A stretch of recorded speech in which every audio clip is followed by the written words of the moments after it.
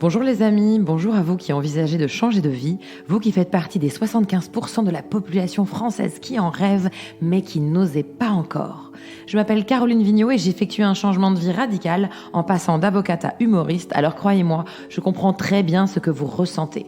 Et j'ai créé ce podcast pour vous aider à trouver l'audace de vous lancer, mais aussi pour que vous découvriez le parcours de personnes inspirantes qui ont fait le choix de croire en leur projet et de le réaliser.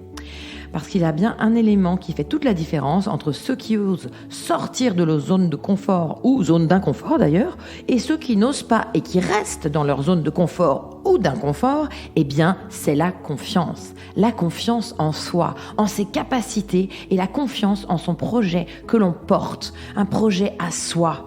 Et lorsque je dis projet, je vois large. Monter une société, partir faire le tour du monde, ou apprendre l'italien, ou changer de mari ou de femme, ce sont des projets, d'accord ? Ce que je veux dire, c'est que pour changer sa vie, et de quelque façon que ce soit, c'est possible si vous avez la conviction personnelle que vous le devez, que vous le pouvez et que vous allez y arriver. Attention, vous devrez gérer la peur, évidemment, mais malgré la peur et les difficultés, on garde le cap vers l'objectif, on garde la confiance en soi et en son projet. Alors évidemment, dans les faits, c'est plus compliqué que ces petites phrases que je balance, notamment parce que nous sommes envahis de croyances limitantes. Vous savez, ces croyances établies en nous comme des vérités absolues et qui nous viennent d'on ne sait où. De toute façon, moi je suis nulle en maths. Non, j'ai plus l'âge pour faire ça. Mais j'ai pas le temps de faire ci. Non, stop, on arrête tout. Ces affirmations, elles vous viennent de votre éducation, de la société. Et vous prenez ces croyances pour des règles. Mais vous pouvez changer vos règles, tout simplement en le décidant. Je ne suis pas si nulle en maths que ça. Je vais m'améliorer facilement. Je vais prendre le temps de faire ça. Et je vais faire ci, même à mon âge. Oui, parce que je le veux. Alors, comment y arriver ?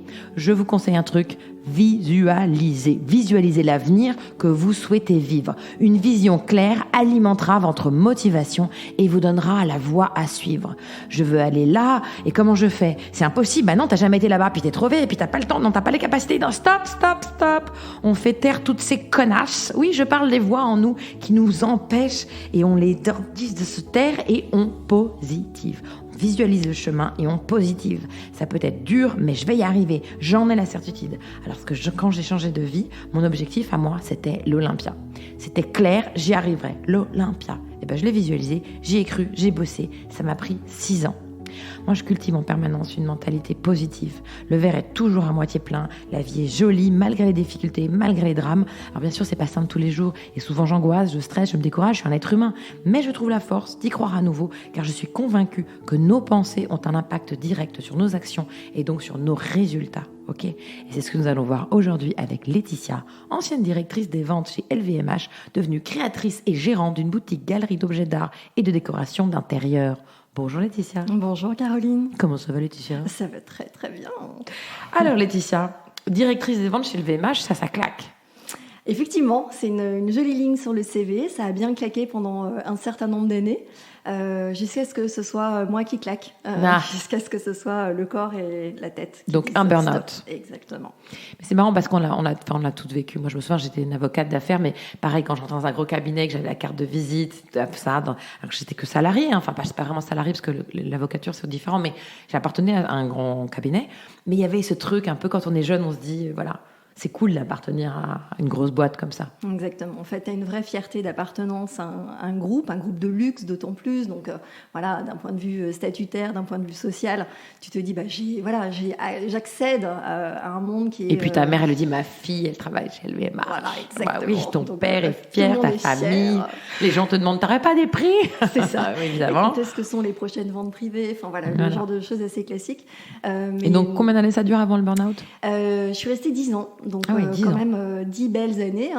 Pour moi, ça a été une super expérience sur l'apprentissage du patrimoine. Il y a énormément de choses à découvrir, à apprendre au sein du groupe.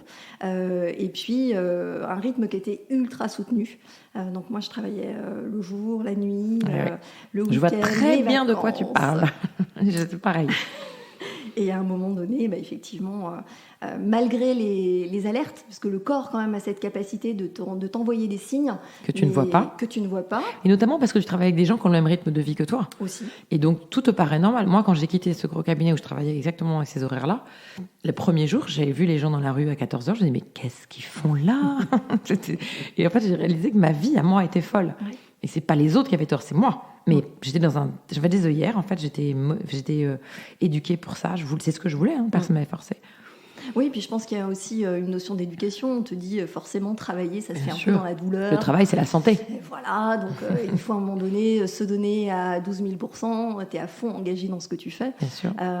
Et tu te dis c'est normal, mais finalement la normalité, par rapport à ce que ton corps est en capacité d'accepter, et ce que ton esprit est aussi en capacité d'absorber, à un moment donné... Surtout qu'un burn-out, au début, on a du mal à l'accepter. On comprend pas. En fait, moi, ça a été...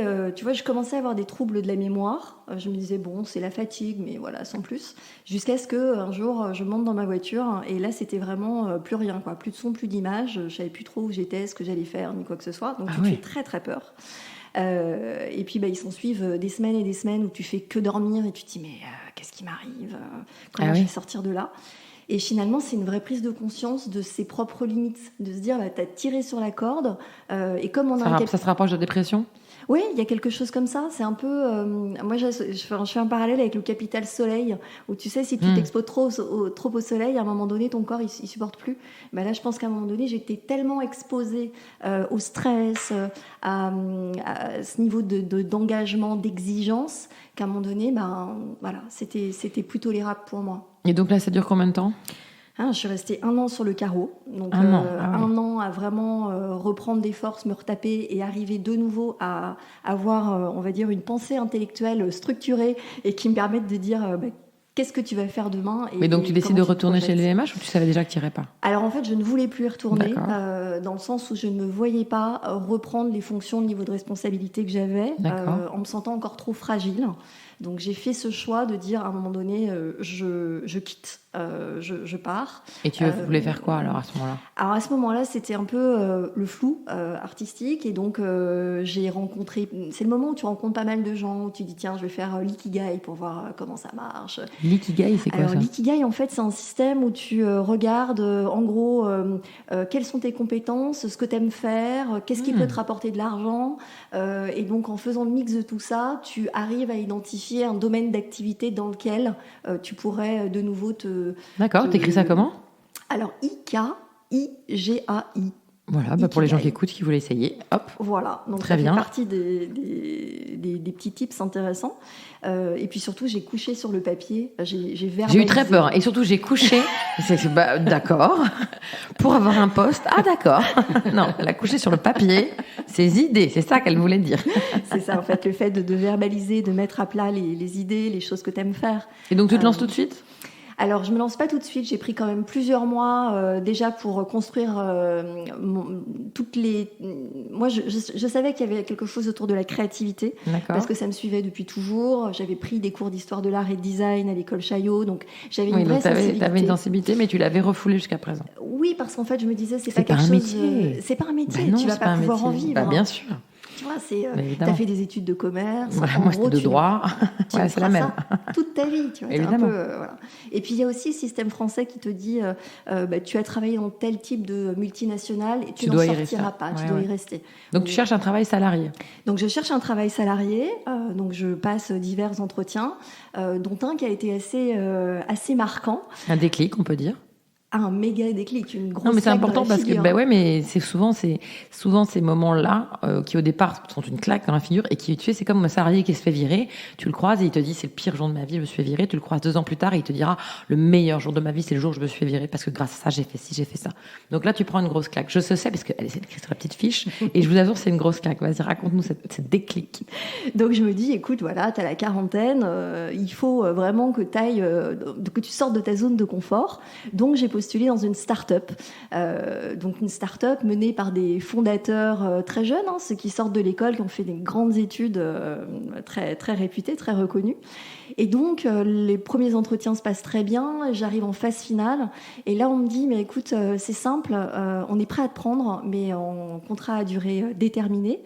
Et donc tu as 6 mois pour négocier tous les accords, 6 mois pour créer tout le réseau. Et nous, ça nous laisse 6 mois pour trouver quelqu'un de plus jeune pour le mettre à ta place. Et là, je me suis dit, écoute, tu as 42 ans et là, tu viens d'en prendre une méchante. Non, tu dis, écoute ma vieille. Écoute-moi bien. Alors moi, j'ai été évidemment estomaquée par cette histoire quand j'ai lu sur ta fiche, mais je me suis dit déjà, ça dénote d'un petit point, c'est que cette personne de 26 ans manque d'intelligence. Hein. Parce que très clairement, même si c'était son projet et qu'elle voulait faire ça, pour y arriver, le meilleur moyen, c'était de pas te le dire. Donc déjà, ça, c'est... Et alors, le fait que tu aies 42 ans et qu'on te traite de vieille, moi qui en ai 48, si tu veux, ça m'est complètement insupportable, je tiens à le dire. Et puis surtout, c'est que, heureusement que c'est arrivé. On pourrait dire merci à cette personne, parce que d'un seul coup, tu te dis, il faut que je fasse quelque chose comme moi je l'ai vécu avec des amis qui, à 50 ans, se font lourder de leur boîte et ont du mal à retrouver du boulot parce que tu as atteint cet âge de vieillesse avancé, évidemment. Donc là, qu'est-ce que tu sors de là? T'es bouleversée. Alors, je sors de là, je suis surtout hyper en colère. Parce que je me dis, mais mince, tu vois, c'est intéressant ça, la j'ai colère. 20 ans d'expérience, j'ai les compétences requises, tout est là, sur le papier, tout est là. Et en gros, on n'ose pas me dire droit dans les yeux, t'es trop vieille, tu coûtes trop cher. Et nous, ce qu'on veut, c'est des jeunes parce que par rapport à l'image de l'entreprise, c'est un peu plus fun. Donc je suis vraiment en colère et je pense que c'est ce coup de colère qui à un moment donné me fait me dire écoute, peut-être que le monde du salariat c'est plus pour toi et c'est l'occasion de te lancer dans l'entrepreneuriat et de créer ta boîte qui sera à ton image et dans laquelle tu vas pouvoir aller au bout de tes projets et vraiment tout donner. Et là, alors qu'est-ce qu'on fait quand on prend cette décision qui est forte? On se dit ok, je vais monter une boîte. T'as jamais monté de boîte de ta vie et tu sais même pas ce que tu vas monter comme boîte à ce moment-là précis. Alors ça faisait quand même quelques années où je me disais si un jour je monte quelque chose, ce sera autour de la décoration, de l'art, de la création. Enfin, il y avait quand même des choses qui étaient le fameux posées. si un jour si j'avais pu ou si j'aurais le temps, j'aurais fait ci, j'aurais fait ça. Donc en fait, tu construis quand même ta pensée pendant toutes ces années. Exactement, il y a quand même des choses tu te dis tiens, si je gagne. Et alors tu as fait quoi? Et donc alors la première étape, un truc finalement utile et très bien, je me suis fait la formation de Pôle emploi sur comment créer son entreprise. D'accord. Où là j'ai rencontré d'autres personnes dans la même situation que moi, qui étaient toutes salariées et qui voulaient se lancer dans l'entrepreneuriat. Hyper riche comme expérience de voir des profils aussi différents et avec des envies ça coûte de l'argent très différentes. Non, c'était pris en charge dans le cadre du CPF ou du DIF. D'accord. Je sais plus Super, mais ça, il faut toujours le dire, c'est des bons tips pour ceux qui nous écoutent. Donc très très bien, et puis beaucoup d'échanges aussi bien avec les intervenants qu'avec les autres personnes autour de la table. Et puis ensuite, j'ai vraiment mis sur le papier mon plan marketing, mon business plan. J'ai commencé à faire des planches en disant voilà comment tu verrais l'espace. Mais pour faire quoi? C'est quoi cette entreprise mystère? Cette entreprise mystère, le tout départ, c'était de se dire c'est un concept store d'objets d'art et de décoration. L'idée, c'était de créer un appartement dans lequel il y aurait du mobilier, des objets d'art, des objets de décoration, et les clients pourraient circuler dans cet espace comme s'ils étaient chez eux, et donc s'inspirer des différentes pièces qui sont présentes, et de moi pouvoir leur raconter l'histoire des artisans et des artistes qu'il y a derrière chaque pièce qui a été sélectionnée, puisque là, le critère principal de cette boutique, c'est justement de sélectionner des artisans, des artistes français qui vont promouvoir l'éco-responsabilité, des matériaux recyclés, de nouveaux matériaux innovants, des formes originales, de jeunes créateurs qui aujourd'hui ne sont pas distribués sur le marché. Et alors, elle s'appelle comment cette boutique? Alors, la boutique s'appelle Aina, A-I-N-A. Et elle est où? Elle est rue Jean Jaurès à Levallois-Perret. Très bien. Voilà, donc si vous avez envie d'acheter des objets d'art qui ont été sélectionnés par une jeune entrepreneuse qui a pris sa vie en main, vous pouvez y aller. Ça fait plaisir de sentir la différence quand on se lève le matin. Ça fait plaisir d'avoir monté son rêve. Ça n'a rien à voir. La boule au ventre des 10 dernières années, elle a totalement disparu. Ça ne veut pas dire qu'on n'a pas la peur. Très honnêtement, le jour où j'ai signé le bail pour le local, j'avais l'impression d'être sur vraiment au bord de la piscine et de me jeter dans une piscine où il n'y avait pas d'eau. Je flippais, mais un truc terrible. Et évidemment, il y a des mois plus compliqués où on se dit comment je vais faire pour payer le loyer. Ça, c'est intéressant parce que il faut savoir, c'est que le moment où tu signes, le moment où tu te lances, le moment où tu y vas, quand tu reprends exactement la même métaphore que moi, sauf que moi, je suis sur un plongeoir, donc j'ai plus de hauteur dans ma version, mais cette sensation de sauter et de se dire, allez, j'y vais. Et je saute et on verra bien. Et les gens pensent que c'est ce qu'il y a de plus difficile. C'est difficile de sauter.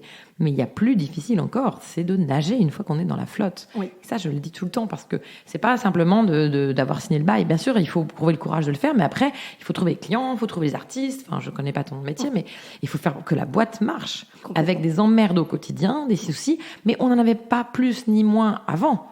C'est juste qu'on change ces emmerdes, on change ça. Et surtout, il y a un élément extraordinairement différent, c'est qu'on vit dans son rêve. Complètement. Et en fait, comme tu fais les choses pour toi, il y a aussi une notion hyper intime, c'est-à-dire que tu y mets tes tripes. Au quotidien, il y a vraiment toute ton âme, aussi bien dans l'aspect, comme tu disais, sourcing, créer de nouveaux projets, trouver de nouvelles idées, mais aussi tu mets tes tripes sur la table quand il s'agit de se dire, bon bah voilà, ce mois-ci ça n'a pas été aussi bon que prévu, comment je vais faire pour financièrement aller au bout et quelle est la pérennité de mon entreprise. Donc tu te poses d'autres questions. Mais je te rejoins complètement sur le fait que finalement, toute la base, les premiers mois où tu crées ton entreprise, où l'administratif te semble compliqué. En France, il y a quand même une lourdeur administrative dans la création d'entreprises. Toutes ces choses-là, finalement, tu les oublies assez vite. Tu passes rapidement à autre chose et tu rentres dans le concret et c'est là que tu t'éclates. Tu te dis, bon, bah, ok, voilà.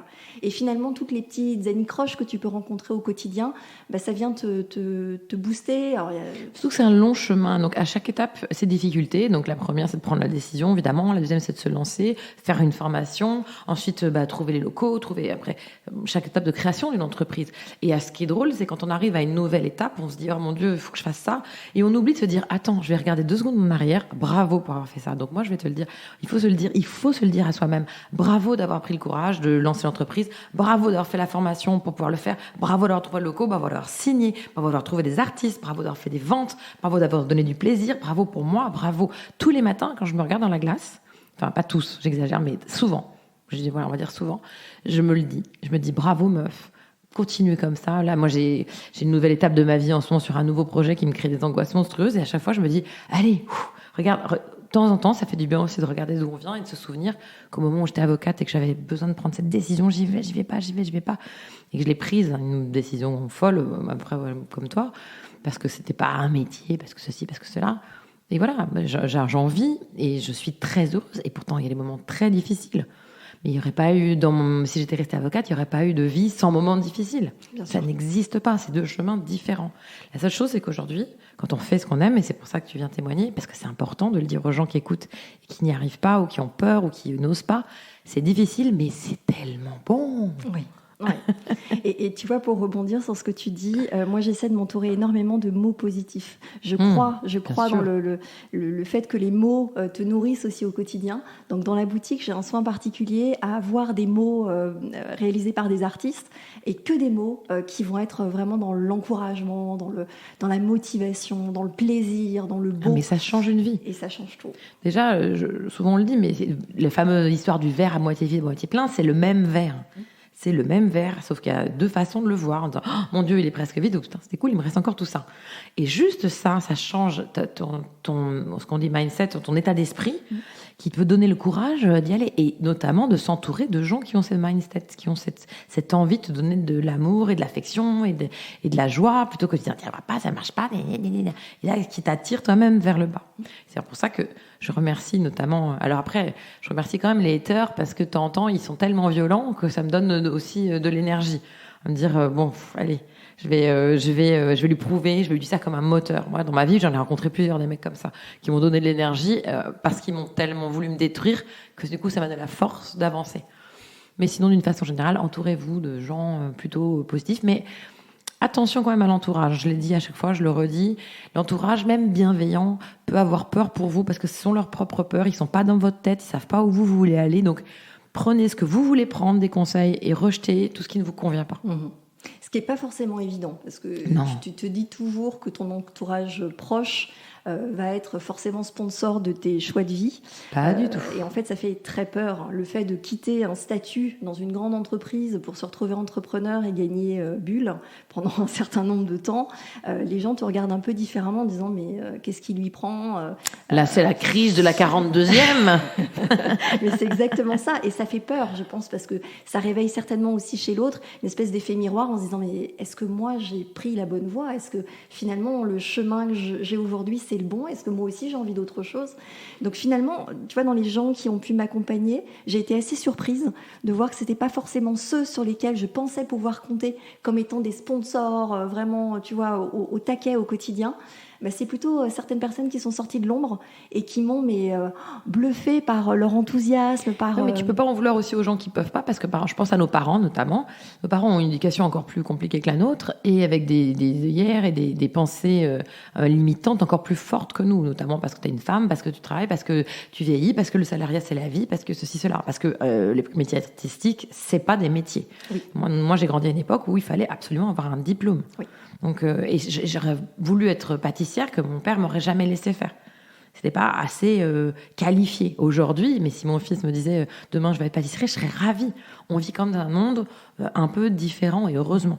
Donc il faut aussi comprendre pourquoi certaines personnes n'ont pas les capacités de vous aider et de vous pousser. Et il faut pas leur en vouloir, mais il faut pas les écouter. Et ce que tu dis sur l'effet miroir est vrai. Moi j'ai une autre métaphore, c'est sur les drogués. T'as un groupe de drogués et puis il y en a un d'un seul coup qui dit j'arrête la drogue, je veux m'en sortir. Les autres vont pas le laisser faire parce que ça voudrait dire s'il s'en sort, ça les ramène effet miroir au fait que eux ne s'en sortent pas. Donc, ils le ramènent avec eux comme ça. Non, viens, on reste tous dans le même caca. C'est beaucoup mieux, c'est confortable, c'est chaud. Je veux pas que tu t'en sortes. Et c'est aussi un truc de survie. Donc, ne pas en vouloir, mais les laisser. Ne pas les laisser avoir un impact sur vous. Parce qu'il faut vraiment, si vous avez le courage, si vous trouvez l'audace d'y aller, faut foncer. Faut foncer, oui. Et alors, toi, donc, est-ce que tu as un regret aujourd'hui ?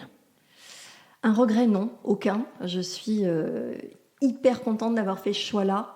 Vraiment, je pense que c'est une chance inouïe que je me suis donnée de pouvoir avoir un nouvel élan et presque une nouvelle vie en me disant, voilà, t'as un peu plus de 40 ans et t'as encore plein de projets, plein d'idées et même je me surprends à avoir une énergie et un mental vraiment orienté vers l'avenir, quoi. J'ai soif, tu vois, j'ai vraiment soif d'apprendre.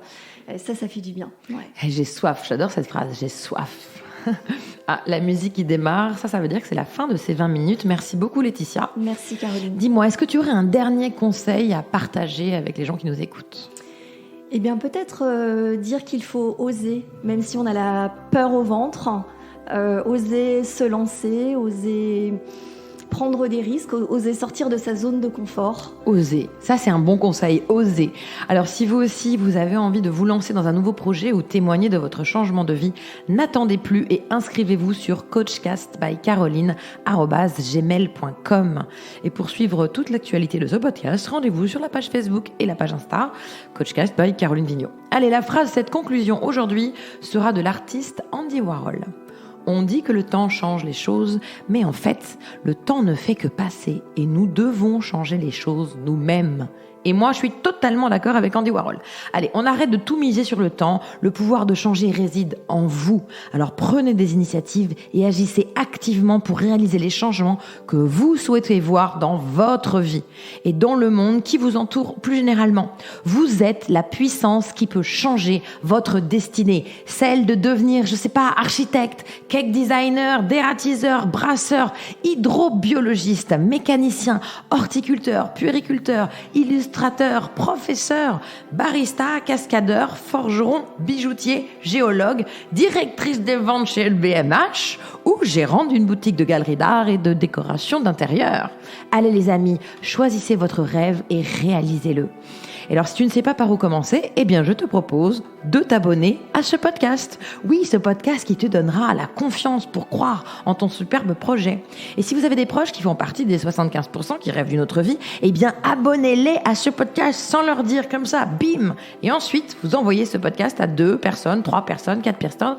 Et surtout, petit ami, ne brise pas la chaîne de l'amitié. Continue. Laissez-moi aussi une bonne note, un petit pouce sur le haut, un super commentaire. J'adore les commentaires sur toutes les plateformes sur lesquelles vous m'écoutez. Bref, tout ce qui pourra m'aider à faire perdurer ce podcast, car c'est mon projet et que pour y arriver, très clairement, j'ai besoin de vous. Allez, j'ai aussi très envie qu'on se retrouve avec un nouvel invité qui nous partagera son expérience. Je vous embrasse.